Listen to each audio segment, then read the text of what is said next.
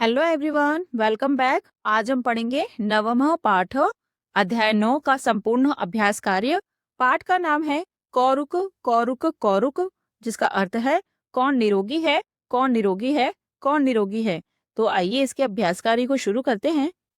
तो पहला प्रश्न है अधोलिखितान प्रश्नान एक पदेन उत्तरत। नीचे लिखे गए प्रश्नों के एक पद में उत्तर लिखिए। तो पहला क है शुक रूपम कह धृतवान, तोते का रूप किसने धारण किया था। तो इसका आंसर है धन्वंतरी ही, अर्थात भगवान धन्वंतरी ने। अब ख है धन्वंतरी ही शुकः कुत्र उपविशय ध्वनिम अकरोत। धन्वंतरी तोता कहाँ बैठकर ध्वनि कर रहा था। तो इसका आंसर है वृक्षे, पेड़ पर। अब गए अन्ते शुकः कस्य आश्रमस्य समीपम गतवान। अंत में तोता किसके आश्रम के पास गया। तो इसका आंसर है वाग्भटस्य, वाग्भट के। अब घय ऋतवः कति संति, ऋतुएं कितनी होती हैं। तो इसका आंसर है षट, अर्थात 6। अब अण है वाग्भटः शुकस्य रहस्यम केभ्य उक्तवान। वाग्भट ने तोते का रहस्य किनको बताया। तो इसका आंसर है शिष्येभ्य, शिष्यों को। प्रश्न नंबर 2 है पट्टिकातः उचितानि पदानि चित्वा रिक्त स्थानानि पूरयत। पट्टिका से उचित शब्दों को चुनकर रिक्त स्थान को पूरे कीजिए। तो पहला क है डैश जनाः कथम निरामयाः भवन्ति। लोग कैसे निरोगी होते हैं। तो पट्टिका से उचित शब्द लेंगे भारतवर्षे, अर्थात भारतवर्ष में। तो इसका अर्थ होगा भारतवर्ष में लोग कैसे निरोगी होते हैं। अब ख है अन्ते सह वैद्यस्य वाग्भटस्य डैश गतवान। अंत में वह वैद्य वाग्भट की डैश गया। तो यहाँ पर शब्द लेंगे कुटीर समीपम, कुटिया के पास। तो अर्थ होगा अंत में वह वैद्य वाग्भट की कुटिया के पास गया। अब गए तव उत्कृष्टेन डैश अहम अतीव संतुष्टः अस्मि। तव उत्कृष्टेन तुम्हारे उत्कृष्ट से या तुम्हारे सर्वश्रेष्ठ, अहम अतीव संतुष्टः अस्मि मैं बहुत संतुष्ट हूँ। तो पट्टिका से उचित शब्द लेंगे आयुर्वेद ज्ञानेन, अर्थात आयुर्वेद के ज्ञान से। तो इस वाक्य का अर्थ होगा तुम्हारे उत्कृष्ट आयुर्वेद ज्ञान से मैं बहुत संतुष्ट हूँ। अब घय महर्षि डैश नाम भवन्तः श्रुतवन्तः स्युः। महर्षि डैश नाम आप सबने सुना होगा। तो यहाँ पर शब्द लिखेंगे चरकस्य। तो इसका अर्थ होगा महर्षि चरक का नाम आप सबने सुना होगा। अब अड़ा है लघु द्रव्याणि डैश सेवनेन हानिकराणि जायन्ते। लघु द्रव्याणि अर्थात सुपाच्य खाद्यों का भोजन या हल्का भोजन डैश सेवनेन सेवन करने से हानिकराणि जायन्ते हानिकारक हो जाता है। तो यहाँ पर शब्द लिखेंगे अतिमात्रम। तो इस वाक्य का अर्थ होगा सुपाच्य खाद्यों का भोजन या हल्का भोजन अधिक मात्रा में सेवन करने से हानिकारक हो जाता है। प्रश्न नंबर 3 है अधोलिखितानां प्रश्नानां पूर्णवाक्येन उत्तराणि लिखत। नीचे लिखे गए प्रश्नों के पूरे वाक्यों में उत्तर लिखिए। पहला क है मधुरां वाणीं श्रुत्वा चिकित्सा निरतः वाग्भटः किम अकरोत्। मधुर वाणी को सुनकर चिकित्सा में लीन वाग्भट ने क्या किया। तो इसका उत्तर है मधुरां वाणीं श्रुत्वा चिकित्सा निरतः वाग्भटः प्रांगणम आगत्य सर्वासु दिक्षु अपश्यत। मधुर वाणी को सुनकर चिकित्सा में लीन वाग्भट ने आंगन में आकर सभी दिशाओं में देखा। अब ख है वाग्भटः झटिति किम अकरोत्। वाग्भट ने शीघ्र ही क्या किया। तो इसका उत्तर है वाग्भटः झटिति तस्मै विहगाय मधुराणि फलानि समर्पितवान। वाग्भट ने तुरंत ही या शीघ्र ही उस पक्षी को मधुर फल समर्पित किए। अब गए छात्रः पुनः जिज्ञासया आचार्यं किम अपृच्छन्। छात्रों ने फिर जिज्ञासा से आचार्य से क्या पूछा। तो इसका उत्तर है छात्रः पुनः जिज्ञासया अपृच्छन्। छात्रों ने फिर जिज्ञासा से पूछा आचार्य हितभुक् मितभुक् ऋतुभुक् इति एतेषां कः आशय। आचार्य हितभुक् हितकारी भोजन करने वाला, मितभुक् कम मात्रा में भोजन करने वाला, ऋतुभुक् ऋतु के अनुसार भोजन करने वाला इति, इस प्रकार से, एतेषाम, इन सब का, कह आशय, क्या आशय है या क्या अर्थ है। छात्रों ने फिर जिज्ञासा से पूछा, आचार्य, हितभुक, मितभुक, ऋतुभुक, इस प्रकार से इन सब का क्या अर्थ है। अब घ है, भगवान धन्वंतरि ही अस्माकं कृते संक्षेपेण किम प्रदत्तवान, भगवान धन्वंतरि ने हमारे लिए संक्षेप में क्या दिया है। जिसका उत्तर है, भगवान धन्वंतरि ही अस्माकं कृते संक्षेपेण स्वास्थ्य रक्षणाय सूत्र रूपेण संदेश प्रदत्तवान, भगवान धन्वंतरि ने हमारे लिए संक्षेप में स्वास्थ्य रक्षा के लिए सूत्र रूप में संदेश दिया। अब अड़ है, ऋषियः नित्यम काम प्रार्थना कुर्वन्ति, ऋषिगण हमेशा कौन सी प्रार्थना करते हैं। तो इसका उत्तर है, ऋषियः नित्यम प्रार्थना कुर्वन्ति, ऋषि नित्य प्रार्थना करते हैं। सर्वे भवन्तु सुखिनः, सर्वे सन्तु निरामयाः, सर्वे भद्राणि पश्यन्तु, मा कश्चित् दुख भाग भवेत्।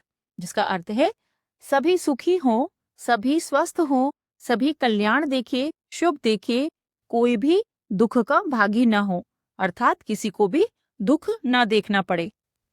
प्रश्न नंबर 4 है, पाठात यथोचितानि विशेषण पदानि विशेष्य पदानि वा चित्वा रिक्त स्थानानि पूरयत। पाठ से उचित विशेषण पदानि अर्थात विशेषण शब्द या विशेष शब्द चुनकर रिक्त स्थानों को पूरा कीजिए। तो यहाँ पर शब्द दिए गए हैं, यह सभी शब्द विशेषण शब्द हैं और यह सभी शब्द विशेष शब्द हैं। विशेषण शब्द क्या होते हैं? ऐसे शब्द जो किसी संज्ञा या सर्वनाम की विशेषता बताते हैं, उसे विशेषण कहते हैं, और जिनकी विशेषता बताई जाती है वे सभी विशेष शब्द कहलाते हैं। तो पहला यहाँ पर दिया है व्याधि नाम। व्याधि नाम का अर्थ होता है रोगों का, तो इसके लिए विशेषण शब्द लिखा है विभिन्न नाम, इसका अर्थ है कई प्रकार की।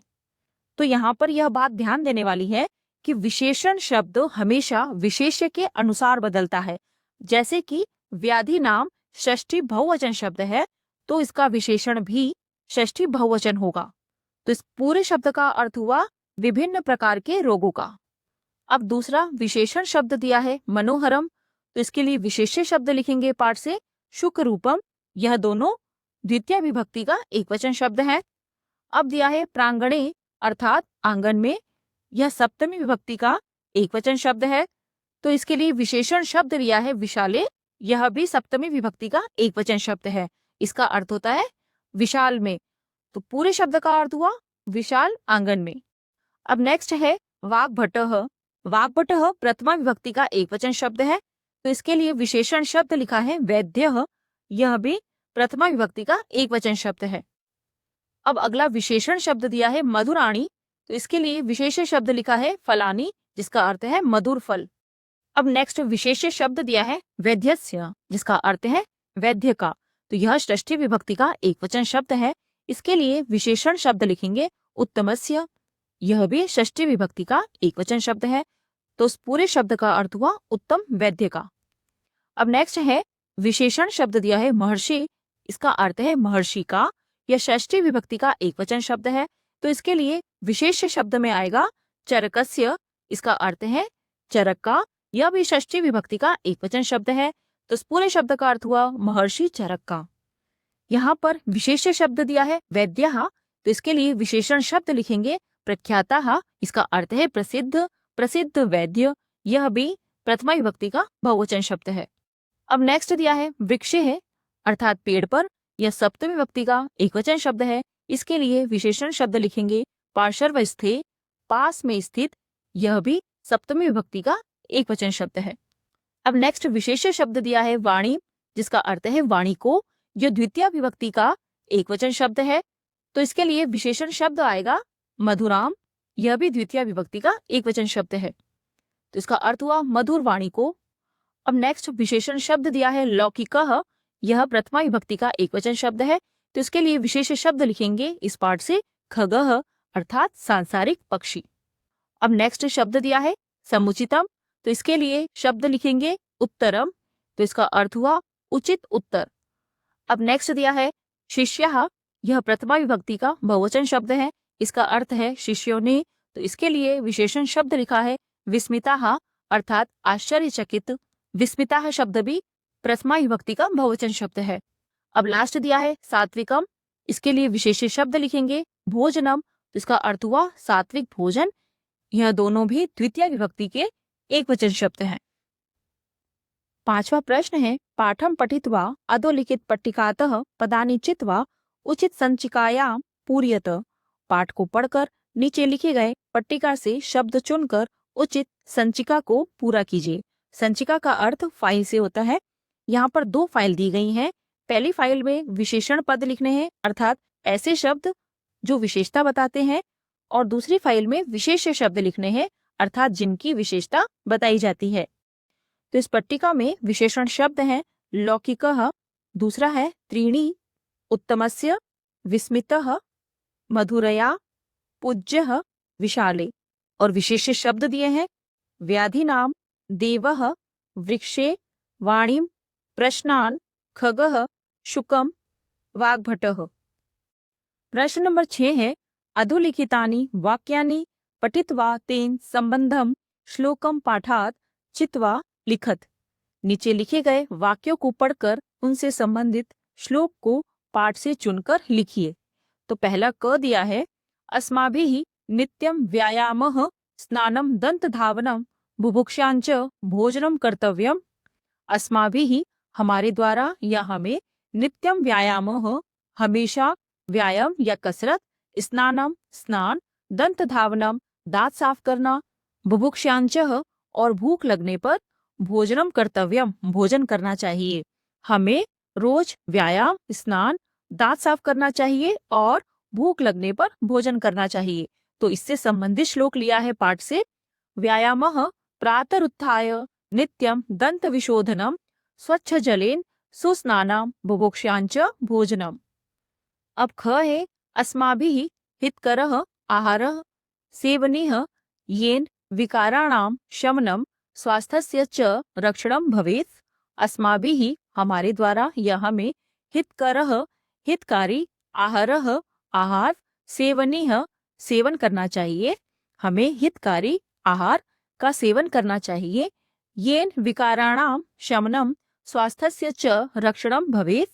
येन जिससे, विकाराणाम रोगों का, शमनम शमनम का अर्थ होता है शांत करना या नाश करना, स्वास्थ्यस्य स्वास्थ्य की, च रक्षणम भवेत् और रक्षा हो सके, जिससे विकारों को शांत या विकारों का नाश हो सके और स्वास्थ्य की रक्षा हो सके। तो इसके लिए इस पाठ से श्लोक लिया है तच्चः नित्यम प्रयुंजित स्वास्थ्यम येनानुवर्तते अजातानाम विकाराणाम मनुत्पत्तिकरम च यत्। अब ग है रीतोः अनुसारम भोजनेन बलस्य वर्णस्य च अभिवृद्धिः भवति। रीतोः अनुसारम ऋतु के अनुसार, भोजनेन भोजन करने से या भोजन से, बलस्य बल की, वर्णस्य रंग रूप की, च और अभिवृद्धि बढ़ोतरी भवती होती है। ऋतु के अनुसार भोजन से बल की और रंग रूप की अभिवृद्धि अर्थात बढ़ोतरी होती है। तो इसके लिए इस पाठ से श्लोक लिया है तस्या शीताध्या दाहारात बलम वर्णस्य वर्धते तस्यर्तु सात्म्यम विदितम चेष्टाहार व्यापाश्रयम। तो यह था 9वां अध्याय का संपूर्ण अभ्यास कार्य। नेक्स्ट वीडियो में इसके अगले अध्याय को पढ़ेंगे। अगर आपको ये वीडियो पसंद आए तो प्लीज इसे लाइक करें, शेयर करें और सब्सक्राइब करना ना भूलें। Thank you, bye.